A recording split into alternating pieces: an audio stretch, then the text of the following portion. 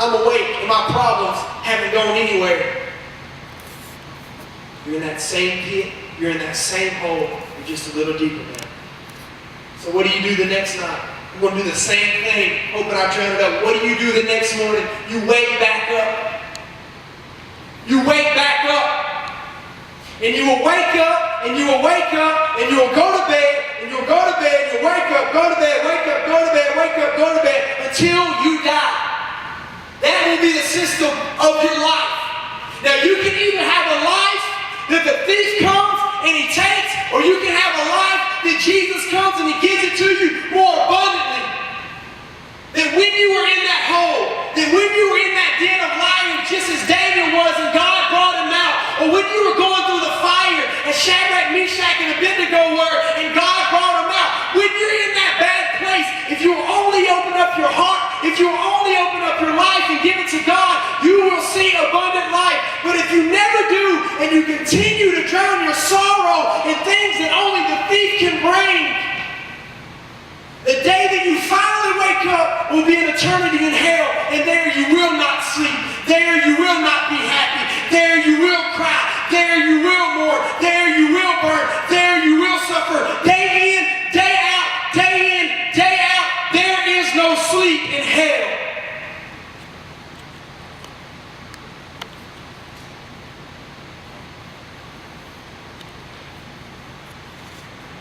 The most miserable you can be is when you're tired and can't go to sleep.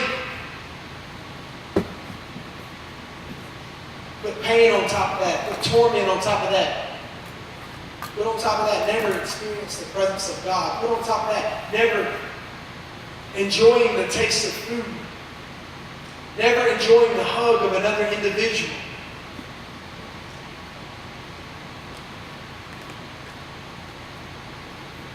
Never even touch it.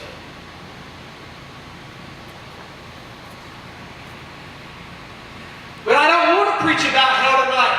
I want to preach about having life and having it more abundantly. That's what I want to preach about.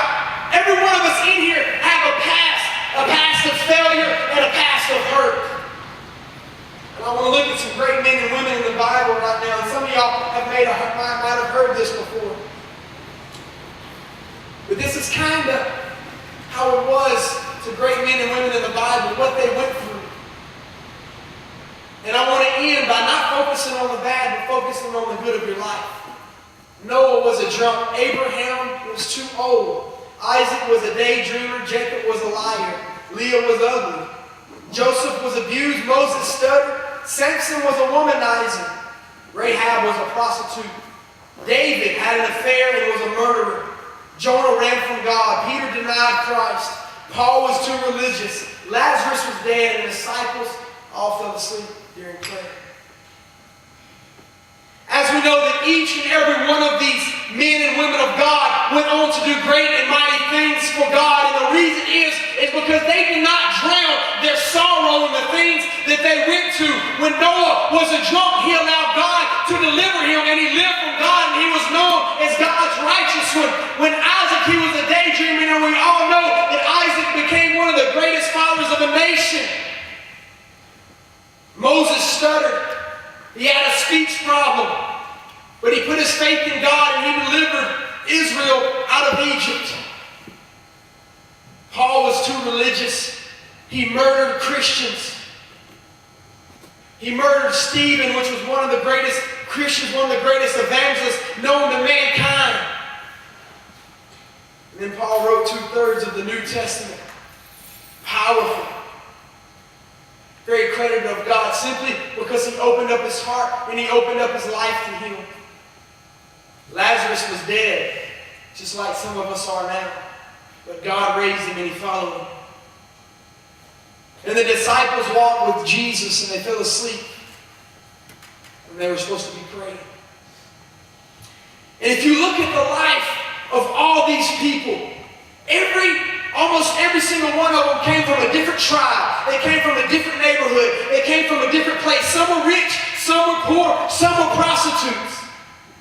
Some were liars, some were daydreamers. But the one thing that they had in common, and the one thing that this youth group needs to have in common, is the love that God has for and every individual, and they realize the love of God, and they let their past failures go, they let their past sins go, and they started living for God. But they would have never been able to live for God if they would have never woke up and decided, today I'm going to give my life to God.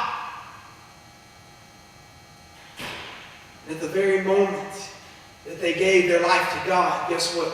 Noah was no longer a drunk. Abraham was not too old. Isaac was not a daydreamer. Jacob was not a liar. Leah was not ugly. Joseph was not abused. Moses did not stutter. Samson wasn't a womanizer. Rahab was not a prostitute. David did not have an affair or was a murderer. Jonah did not run from God. Peter did not deny Christ. Paul was not too religious. Lazarus was not dead. And disciples did not fall asleep while praying. You're saying, but hold on, the Bible talks about that some of them did those accounts after they got saved.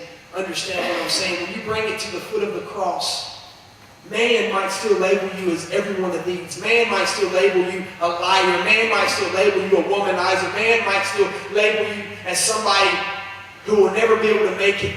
But I'm not talking about man tonight. I'm talking about God tonight, because God is the only one that will give you life and give it to you more abundantly. And then when you lay it at the foot of the cross, the things that you were, you are no longer. If you used to be a drunk, you're no longer a drunk. But I still deal with it. I still have temptations. But you're no longer a drunk. You're a person that struggles with things, that is allowing God to work in them and allowing God to deliver them, and allowing to realize that only God can give them life and give it to you more abundantly. Some of you are miserable for one simple reason.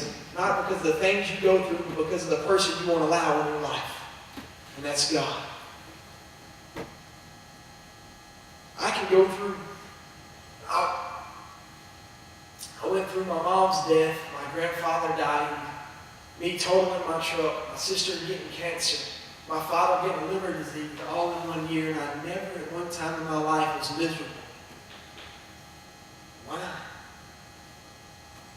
Because I had life and I had it more abundantly. Was I sad? Yeah. Was I hurt? Yeah. Was there nights that I cried? Of course. I was never miserable. I never wanted to take my life. I never wanted to hang it up and say, forget about it. Why? Because I realized where life really was, and that was in Jesus Christ.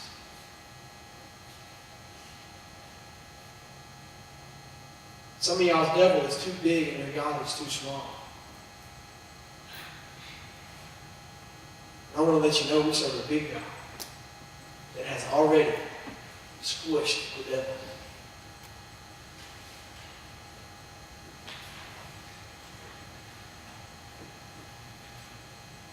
And this is the thing. The thing that brought all these people together in the Bible was that they all sinned.